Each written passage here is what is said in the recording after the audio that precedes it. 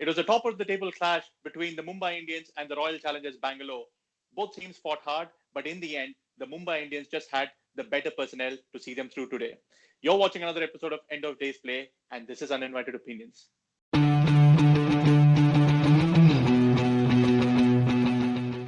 Nags, it was a topsy-turvy kind of a game. Both teams had their ebbs and flow, but in the end, two people played brilliantly enough to turn the tables towards Mumbai. Yeah, I think increasingly now we are seeing the teams are not shy of taking the tough call. Yesterday we saw Bairstow benched for SRH. Today we saw Aaron Finch being benched for RCB. So we've been complaining that he's increasingly looked out of sorts, and that meant a worthwhile experiment with Josh Philippe at the top was on the cards. And both Philippe and Devdutt Padikkal started brilliantly. And I think they were just getting the right momentum going when, unfortunately, Philippe was brilliantly stumped out by Quinton de Kock. But then there was an out-of-sorts Virat Kohli in the middle today. It kind of reminded the Virat Kohli of the beginning of the season, who was struggling to time. But Devdutt Padikkal, on the other hand, was fluent as ever, or probably most fluent so far in this season. And after Virat Kohli uncharacteristically got out early, it was AB de Villiers. But then full marks to Kieron Pollard for bringing himself on for that one over. I think too much is being talked of matchups in T20 cricket. And I think this was one matchup which was probably too irresistible to miss out, which was the history that Kieron Pollard has dismissed AB de Villiers a handful of times in the past. So he brought himself on in the very second ball of his over. He dismissed de Villiers, and that almost derailed RCB's attempt to post a competitive total. So, which brought in the likes of Shivam Dube and Gurkirat Maan to the middle. And then Bumrah in the following over actually bowled out a maiden 17th over of the innings, with the team trying to post a challenging total, coming hard, ended up losing 2 wickets and conceding a maiden over. Unbelievable quality from Mumbai Indians. Eventually, it was some late few blows here and there of Trent Bolt that got RCB to a kind of fighting total, but still below par of 164. Yeah, I think Mumbai bowlers were wayward to begin with. They were bowling short, they were bowling wide. That allowed Josh Philippe and Padikkal to get off to a good start. But then they pulled it back a little bit, and Pollard probably got a wicket. Got de Villiers' wicket with the filthiest ball ever, a rank high full toss, which on another day de Villiers would have deposited into the stands. But full marks to Bumrah. What a bowler! He was just unplayable today when everyone else was going for. I think except Krunal Pandya, all the other Mumbai bowlers went over 8-9 runs and over.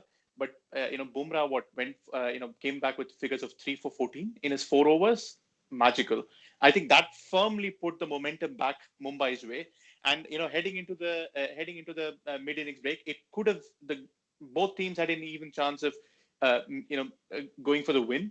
Mumbai started decently, but then RCB then came on. They took regular wickets, but then Mumbai had another ace up their sleeve in Surya Kumar Yadav. He's been in brilliant touch, and what an innings he played today. Yeah, I think hands down, the difference between the two sides today has to be the calmness and the poise of Surya Kumar Yadav during the chase. Without Rohit Sharma, we've been saying how well Mumbai has kind of managed to not have that loss affect them. And today it was uncharacteristically a rusty start at the top by Quinton de Kock and Ishan Kishan. Ishan Kishan actually appearing to be the more fluent of the two. But then both of them fell to kind of soft dismissals. And you could say, some may say the cross-seam delivery from Siraj costed for a couple of wickets where the ball appeared to stop on the batsman. But there were no such problems timing the ball when it came to Surya Kumar Yadav. Made me pace, made me spin, offside, leg side, everything was covered. So it was a graceful innings and no funky shots like a lap over the keeper or reverse sweep. It was just conventional batting all around the dial and beautiful to watch. So even the fact that Saurabh Tiwari, Krunal Pandya, Hardik Pandya did not actually make useful contributions, there was a run machine at the other end, scoring at will, which was Surya Kumar Yadav, which meant that they kept ticking and eating into the target. And I think come the 17th over, the writing was on the wall. RCB were just going through the motion, just hoping for something to change, and that wasn't to be the case. And Surya Kumar Yadav, rightly so, stayed not out and steered his team to victory. Yeah, and RCB, I think, sorely missed Navdeep Saini's absence. He was the one who provides pace and is also a wicket taker. Dale Steyn came in as his replacement, but he was really expensive. He bowled too wide, too short. Was easy fodder for a batsman in form like Surya Kumar Yadav. So, despite the loss, I don't think RCB will be too disheartened. They're still number 2 on the table thanks to Delhi's heavy loss yesterday. But surely a few things for them to consider. Going into the remaining 2 games. They would need to, try and, ensure that they've got the right bowling combination. I don't think Dale Steyn is really working for them. And they sorely need someone in the middle order to, kick off if AB de Villiers fails. So I think those are 2 key areas that they would need to focus on. Right. Player of the match. Do you agree with the choice of Surya Kumar Yadav? Yeah, absolutely. Yes, Bumrah actually set it up for them in the first innings. But had Surya Kumar Yadav gotten out at any stage, even up until the 15th over, I think the game would have been put wide open. But he never gave a chance. 10 fours and 3 sixes of highest quality around the field. So I think I've said enough. So in my book, certainly Surya Kumar Yadav. Well, I would go for Jasprit Bumrah because I thought Mumbai's batting still had enough firepower to get them through to that total, but they were out of sorts in their bowling. And had it not been for Bumrah, who got crucial wickets and kept the run rate down, I think they would have struggled to contain RCB to 165, which ended up being a manageable total to chase. Looking at tomorrow's game, it's between the Chennai Super Kings and the Kolkata Knight Riders. Do you think CSK can play party poopers once again? Why not? As always, I think I'll stay away from the actual prediction on picking a side.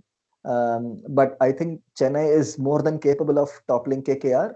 And if they are not aided by KKR themselves. So let's hope that KKR lift themselves up and Chennai play with the free spirit and we get to see a good match. Well, I just hope that a couple of newbies from Chennai stand up and impose themselves on the game and make a name for themselves. So fingers crossed for a close contest tomorrow. That's a wrap on today's episode. Thank you so much for watching. If you like this video, please like and share it with your friends. Subscribe to our channel to keep more videos coming your way. And as always, we'll see you again tomorrow. Until then, bye-bye.